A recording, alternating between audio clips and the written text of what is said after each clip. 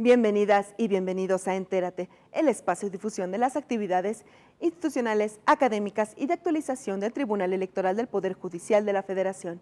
En esta oportunidad, continuamos con las actividades realizadas en el curso taller Justicia y Litigio Electoral. Escucharemos la tercera parte de la conferencia Los derechos colectivos de los pueblos y comunidades indígenas. Esta conferencia estuvo dictada por el doctor Marco Antonio Pérez de los Reyes, profesor e investigador del Centro de Capacitación Judicial Electoral, quien en esta oportunidad destacó que con el fin de garantizar el acceso de los integrantes de las comunidades y pueblos indígenas a la justicia electoral, la Sala Superior del Tribunal Electoral del Poder Judicial de la Federación estableció que es suficiente con que una persona o grupo de ella se identifiquen y autodescriban con ese carácter para solicitar la tutela de sus derechos político-electorales para hacer valer sus derechos de votar y ser votados. Les invito a que se queden con nosotros en el desarrollo de esta mesa de trabajo. Comenzamos.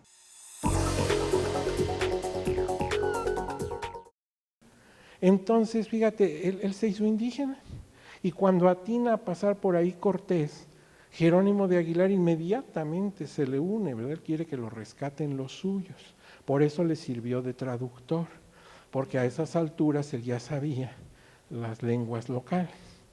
En cambio, al otro señor, a Guerrero, aunque le ofrecieron, él no quiso nada. Es más, murió en tierras de Centroamérica luchando con los indios, o sea, luchando contra los españoles. Entonces él se asimiló. ¿Sí? Ahí tienes el fenómeno del guerrerismo. Y a la fecha puede pasar lo mismo, puede haber por ahí un francés, un norteamericano, que se enamora de la cultura indígena y él ya se siente indígena también, ¿verdad? Puede pasar, porque finalmente es un fenómeno cultural. Bueno, pasamos ahora a otra. Muchísimas gracias. Ahora, fíjate, hemos hablado en la anterior, era pueblo, y aquí es comunidad. Y es que nuestra Constitución distingue entre pueblos y comunidades. El pueblo es la etnia, que ya sabemos deriva de la época de la conquista.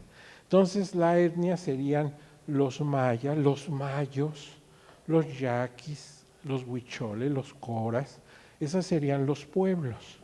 Y entonces, ¿a qué le llamo comunidad?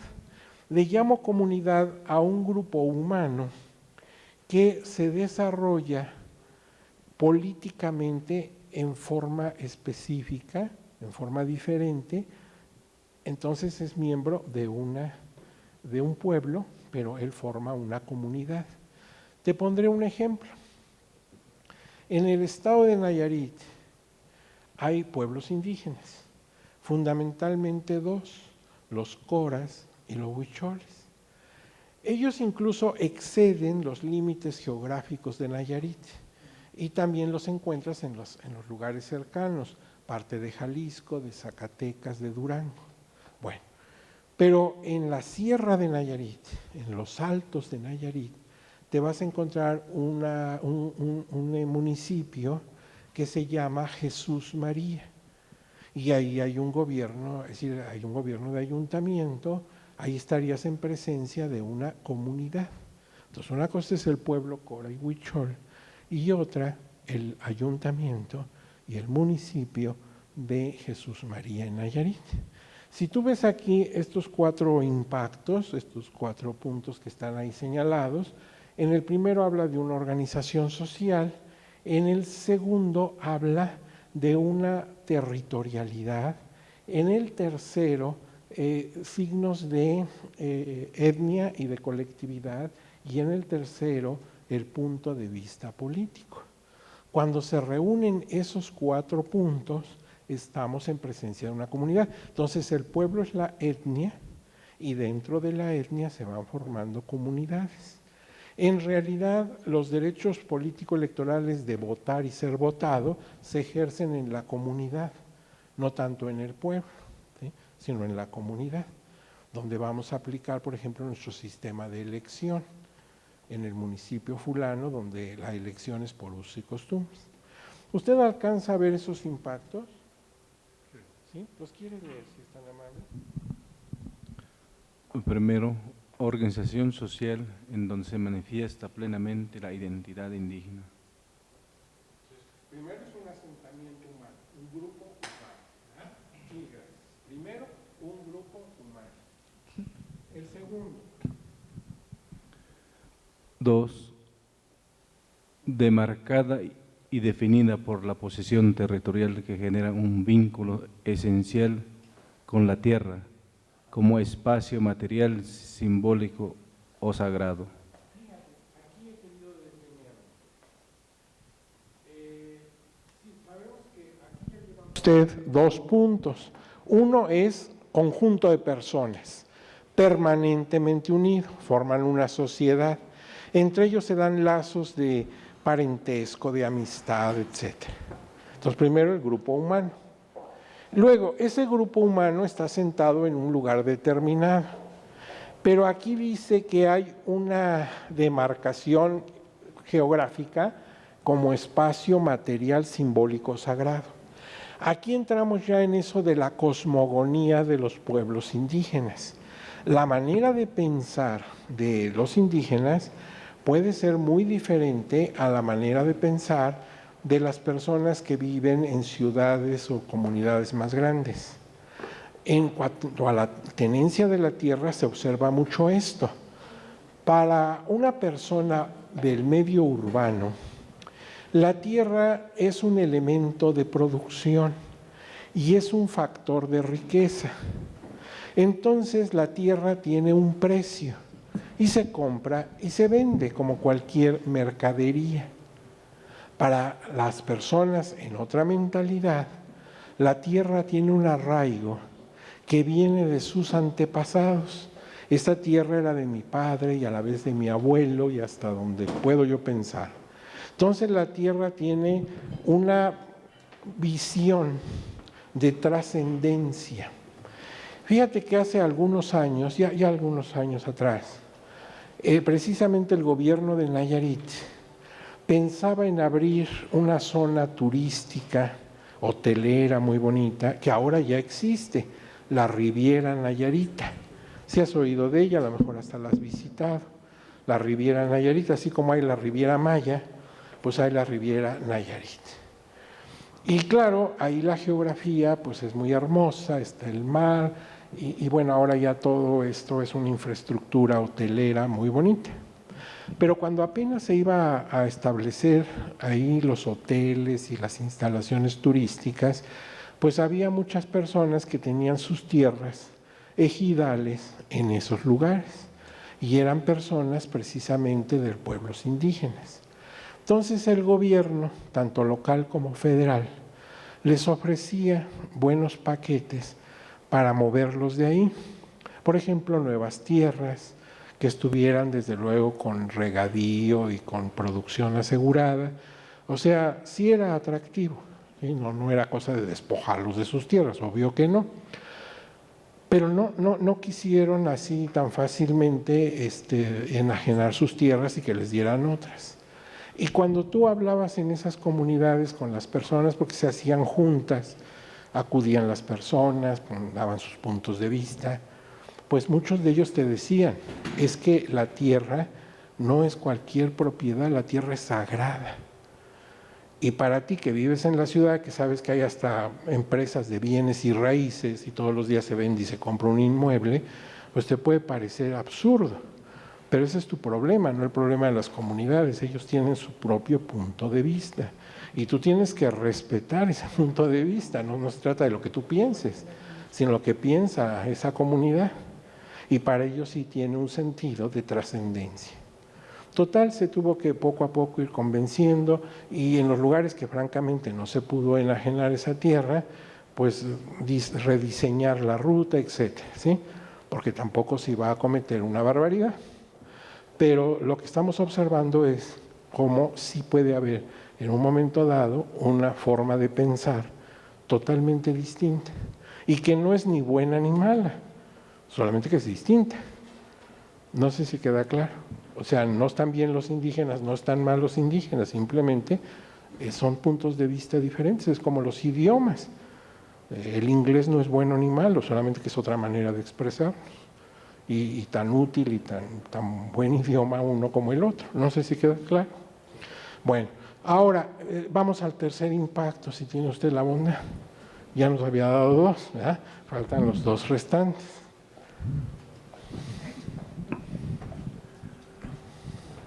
Tres, conformada por un conjunto de signos que sirven de estandarte a la etnia o colectividad orgánica que define lo político, cultural, social, civil, económico, religioso.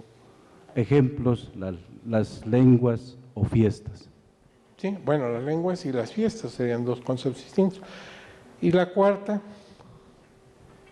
Y cuarta, desde el punto de vista político se encuentran también mecanismos esenciales de representación y tienen un sistema comunitario de procuración y administración de justicia. Muy bien. Bueno, en este caso estamos viendo pues que son grupos humanos asentados en un territorio que tienen sus propias manifestaciones de cultura y su propia organización política. Esto no lo pierdan de vista, este cuarto punto que usted nos dio, porque nos va a llevar de la mano al fenómeno de la autonomía y de lo que usted dijo cuando sí funcionaba su aparato. ¿Se acuerda usted? Dijo que la nación mexicana es pluricultural, si está formada por muchas culturas, porque tan mexicano es lo que ocurre en la Ciudad de México o en la Ciudad de Monterrey que lo que ocurre en una de estas comunidades. Es una concepción pluricultural. Somos un pueblo de muchas culturas, un mosaico de culturas, porque cada entidad federativa es además diferente a las demás entidades. Yo puedo perfectamente distinguir la manera de hablar, de pensar, de ser, de manifestarse de la gente de Chihuahua, diferente a la de Veracruz, distinto a la de Chiapas. No están mejor ni peor, solamente son diferentes. Y tan válida y rica una cultura como la de enfrente. Somos 32 culturas y no es que muchas más, porque a veces en el Estado hay diferenciación. Puedes distinguir muy bien la gente que vive en la costa, la gente que vive en la montaña, la gente que vive en la selva, etc. Entonces somos muchas culturas. Bien. Ahora, esto nos lleva a un fenómeno del que habló precisamente en la conferencia anterior. Las 2 personas que estuvieron en la mesa insistieron en el asunto del pluralismo jurídico. Y ese es uno de los temas que están inscritos en nuestro temario para este momento, el pluralismo jurídico. ¿Y cómo lo entiendo? Pues entiendo que no hay un sistema jurídico único y uniforme para todo el país, sino que dentro de él hay espacios, ¿sí? Hay sistemas jurídicos específicos. Y uno de ellos es el que se refiere a los usos y costumbres de las comunidades indígenas, lo cual no quiere decir que la nación se desintegre, como ha ocurrido en otros lugares. Por eso, ¿te acuerdas que se habla hasta de balcanización? Lo que ocurrió en los Balcanes, se deshizo la unión y se formaron comunidades. En México no se trata de eso, formamos un solo país, pero con muchos ámbitos de expresión y consecuentemente necesitamos sistema jurídico flexible que abarque no solamente un sistema nacional que va a subsistir, sino que también tenga subsistemas de apreciación jurídica, de impartición de justicia. Nada más que dicho así parece cosa sencilla, pero no lo es tanto. Porque ya en la realidad a veces te encuentras que entre un pueblo y otro, vecinos originarios de la misma etnia, pueden tener usos y costumbres diferentes. Aquí en mi pueblito es de una manera. Y caminas un poquito al pueblo de al lado, donde somos de la misma raza, de la misma etnia, y ya es otra cosa. Pues sí, porque han derivado de una historia y una evolución distinta, aunque sean de la misma etnia. Así es que se va pluralizando eso de manera infinita. Al rato vamos a ver, por ejemplo, en el estado de Oaxaca, lo difícil que es determinar los usos y costumbres de cada lugar. O sea, no hay un sistema parejo, uniforme, en todas las comunidades indígenas, sino es tan variado que a veces puede variar nada más con pasar el lecho de un río o unos cuantos kilómetros adelante. Pasamos a otra. Bueno, entonces ya podemos distinguir pueblo y comunidad. ¿Sí podemos? ¿Usted cómo diría pueblo y comunidad? Si alguien le pregunta aquí saliendo, oye, ¿qué son los pueblos y comunidades? Rápido, porque tengo que hacer mi tarea, me la van a pedir en la tarde. Estoy en tercer año de primaria y ya ves la maestra Conchita con esto. ¿Usted qué le dice? Sí, no, pues que el pueblo sería por los grupos étnicos, se distingue así, y una comunidad es porque tiene su organización política, social y económica. Perfecto. ¿Estamos de acuerdo? Bueno, muy bien. Entonces ya eso se queda en paz y pasamos a otra. No, esto estoy tomándolo al revés. Aquí vamos ahí. Bueno, usos y costumbres. Bueno, aquí sí es muy importante que distingamos porque luego creemos que es lo mismo. Usos y costumbres. O podría decir usos o costumbres. ¿Por qué es y por qué no es o? ¿Qué diferencia habría? Porque dice usos y costumbres. Es Y de Grecia. Bueno, pero ¿podría ser usos o costumbres? No, ¿verdad? A ver, ¿por qué? Yo estoy de acuerdo con usted que no. No puede ser usos y costumbres, porque ¿No puede ser tiene que ir perdón? a usos y costumbres. Es correcto, porque es de las dos. Ajá, Porque no podemos usar una y dejar la otra. claro. Y en este caso aplican los dos, entonces los dos van a la par. Muy bien. Sí, por ahí va el asunto. Sí entendieron. Si dijera usos o costumbres, sería selectivo, sería opcional, uno u otro. Pero como dice Y de Grecia, Y, entonces es copulativo, es engrapador, es que une, ¿sí? Juan y Pedro, o sea, los dos. No dice Juan o Pedro, en ese caso uno o el otro, según quisiéramos. Bueno, vamos a ver entonces qué son los usos y costumbres, ¿verdad? ¿Usted nos quiere decir algo? No. No. Ah, muy bien. ¿No van a tener ningún descanso de aquí hasta que terminen? No. ¿Podemos hacer un receso? Ajá. Bueno, a las 3 horas hacemos el receso, ¿les parece bien? No, mira, a ver, ahorita ¿a qué hora tenemos? ¿Les parece que a las 12 pudiéramos hacer un receso? Bueno, muy bien. Sí, para que ustedes también, porque de una conferencia salió la otra, ¿verdad? Entonces ya están muy fatigados. Pero vean usos y costumbres. Aquí me tengo que meter no al campo del derecho, sino más bien al campo de la sociología. ¿Qué entendemos por usos y costumbres? En términos generales, se trata de conductas colectivas, ¿sí? Que hacemos en una comunidad, pero hay diferencia. Y la diferencia vamos a establecerla no en usos y costumbres primeramente, sino primero vamos a hablar de hecho social, hábito, uso y costumbre. Son 4, ¿sí? Mira, voy a aprovechar que en esta mesa hay 4 personas. Acuérdese, hecho social, a usted le toca hecho social, a usted le toca hábito, a usted le toca uso y a usted le toca costumbre. Bueno, vamos a ver. El primero, ¿cuál le tocó? Hecho social. Un hecho social es un acontecer del hombre en sociedad, algo que el hombre hace en un grupo social. Por ejemplo, usted vino esta mañana a este recinto para escuchar este curso. Ajá. Bueno, está usted frente a todos nosotros, todos lo estamos viendo. Las personas que comparten la mesa con usted su servidor, las personas que nos apoyan en la logística, usted está siendo observado por todos. Usted está realizando esto frente a todos. Ese es un hecho social.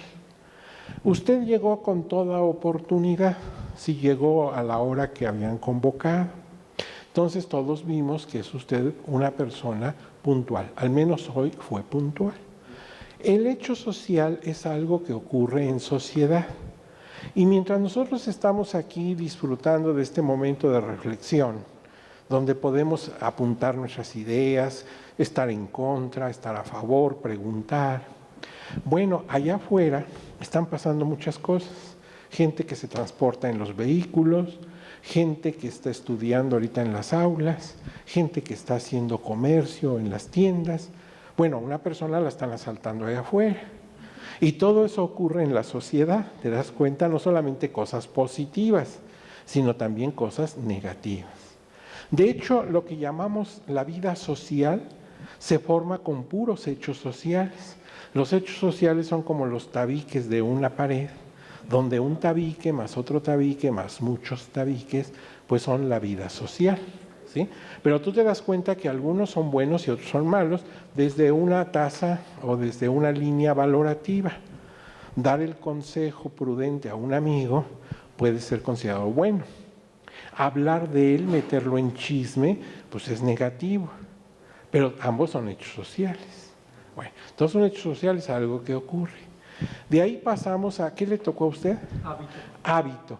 Un hábito es la reiteración de un hecho social en una misma persona, ¿sí? Una misma persona reitera el acto, a tal grado que si usted se fija con cuidado en esa persona, podría hasta adivinar cuál va a ser su reacción. Por eso usted le dice, y seguro mi papá te dijo esto, porque siempre dice eso, ¿verdad? Y sí lo dijo, porque ya es su manera de decir siempre frente a una situación dada. Los hábitos son conductas que reiteramos. Y de hecho todos tenemos hábitos. Quizás no te has percatado de ellos, pero piensa desde que tomas conciencia al amanecer hasta que te retiras a descansar en la noche, todas las conductas que repites. Por ejemplo, llegas a la oficina y dices buenos días, pero eso lo dijiste ayer y antier y desde el mes pasado, y siempre llegas y dices buenos días. Bueno, entonces tú tienes el hábito de saludar así. Eres en realidad vulgar. ¿Cómo que vulgar? Sí, porque haces lo que todos hacen. ¿Sí? Vulgar no significa feo, desagradable, significa que todos lo hacen. Si tú llegaras y eras tres marometas y te das la mano y dijeras hola, bueno, entonces sí serías original, ¿verdad? Pero dices lo que todo el mundo dice, buenos días, ¿sí? Bueno, ese es tu hábito y todos tenemos buenos y malos hábitos. Por ejemplo, es un buen hábito que tú siempre eres veraz, siempre dices la verdad. Si fueras mentiroso, si fueras Pinocho, sería muy feo, pero sería un hábito. Hasta dicen, ¿verdad? No, ni le creas, ese cuate siempre es mitómano, ¿verdad? Entonces, bueno, son buenos y malos hábitos. Comer una alimentación sana es buen hábito, claro. Comer alimentos chatarra o fumar es un pésimo hábito, pero un hábito al fin. Entonces, a lo largo de nuestro día a día, tenemos hábitos. Por eso al traje de los religiosos le llaman hábito. El Señor siempre anda de café con un hilito blanco en la cintura, pues es su hábito. Sería raro que lo encontráramos, lo podemos encontrar, ¿por qué no? Pero sería rarísimo que lo encontráramos en Playa del Carmen, en short, con un coco en la mano. Así no entendemos al religioso, ¿verdad? Pero bueno, entonces el hábito es lo que se repite, pero en una sola persona. De ahí pasaríamos a, ¿qué le tocó a usted? Uso, ese sí ya está ahí. El uso es la reiteración de una conducta, pero al nivel de la sociedad. O sea, ya no es una persona, sería hábito, sino son muchas personas, es un núcleo muy representativo de la comunidad que reitera la conducta. Pero todavía hay usos positivos y negativos dentro de una escala de valores. Por ejemplo, el mexicano suele, bueno, ese es el mito que tenemos, suele ser cordial con los visitantes. Siempre somos muy atentos, ¿verdad? No todos los pueblos son así, ¿eh? Si yo veo ahorita saliendo de aquí sobre la avenida Cuauhtémoc, veo una persona de aspecto extranjero que anda buscando una dirección o anda buscando algo, a lo mejor yo no hablo su idioma o no lo hablo con fluidez, pero no lo dejo ahí. No, yo no sé inglés y qué hago, muérase, en fin, no. Sino que pues si yo no puedo, pregunto, ¿verdad? Oigan, ¿alguno sabe qué está diciendo, verdad? Pobre hombre, no lo puedo dejar a la mitad del viaducto, porque entiendo que es un extranjero que necesita apoyo. En otros pueblos no sucede así, ¿eh? Llegas y si no te entienden, pues te dejan con la palabra en la boca. A nadie le interesa un rábano que tú te pierdas o no te pierdas. Y en México somos exageradamente atentos con el visitante. Bueno, fíjate, a tal grado que a veces somos imprudentes. Llega el Papa con sus muchos años y achaques y le queremos ir a cantar las mañanitas a las 3 de la mañana y queremos que el Señor salga y grite ¡Viva México! Oye, pero el Señor ya es un señor mayor, déjalo descansar, pero queremos ponerle traje de charro y lo que sea, o sea, porque somos muy afectuosos, hasta en lo individual. A mí no me invitan a cenar, me secuestran, ¿verdad? Después ya no sé cómo salir, tengo que inventar, mañana me operan a corazón abierto, llega mi tía Carlota de África, en fin, ya no sé qué hacer, porque ya son las 3 de la mañana y yo ya me quiero ir a mi casa. Entonces, el mexicano, en términos generales, tiene el uso de la cordialidad con la visita. Pero a veces los usos, pues, son negativos. Por ejemplo, la mayoría, ustedes no, pero la mayoría pueden caer en la impuntualidad. Por eso nunca nos citamos a las 2:44 de la mañana, sino entre las 2 y las 3 o las 4 y las 5, o sea, nunca somos tan puntuales. Y si cuando nos citamos a desayunar a las 9, yo a las 9 comienzo a pedir mi desayuno, tú llegas casi a las 10, todavía te enojas, o sea, ¿por qué empezaste? Pues bueno, ¿qué esperabas? ¿No? Si la cita era a las 9 y estás llegando a las 9:58, entonces yo supuse que ya no ibas a venir. Bueno, no somos puntuales. Pero entonces se da usted cuenta, los usos son de una colectividad y pueden ser positivos o negativos, igual que les pasó a los, ¿cómo se llama? A los hechos sociales y a los hábitos. Pero ahora pasamos al cuarto, la costumbre. Ustedes son abogados, todos son abogados, ¿no? Todos ustedes son abogados.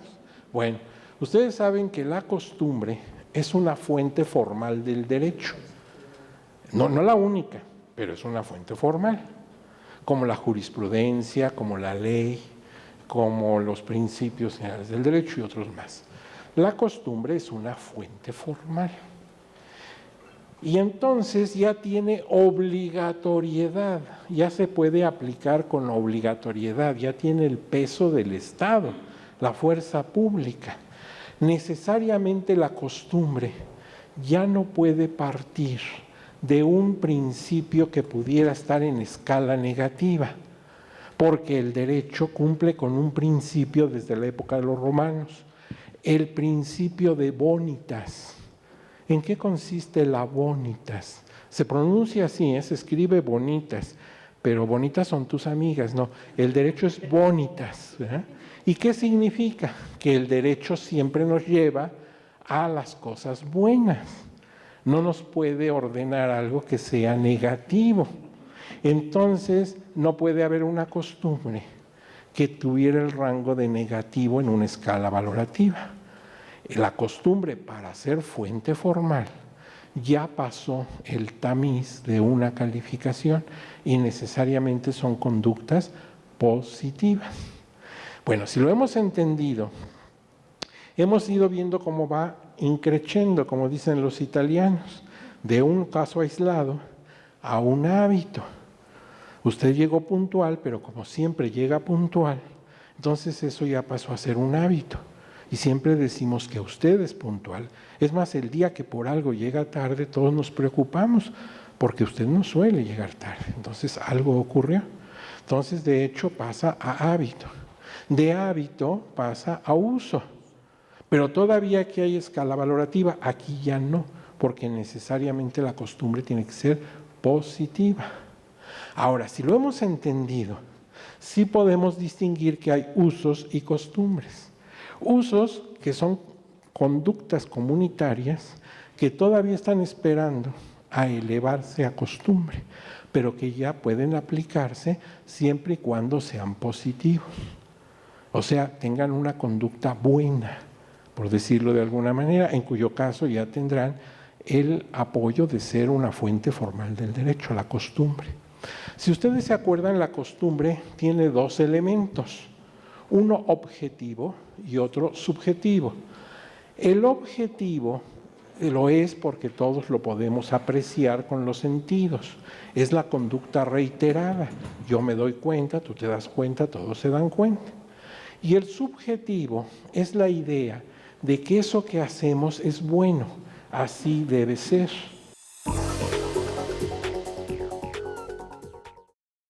Gracias por acompañarnos en esta emisión de Entérate. De esta manera terminamos con esta mesa de trabajo realizada en el curso Taller de Justicia y Litigio Electoral. Soy Roxana Noriega, hasta la próxima.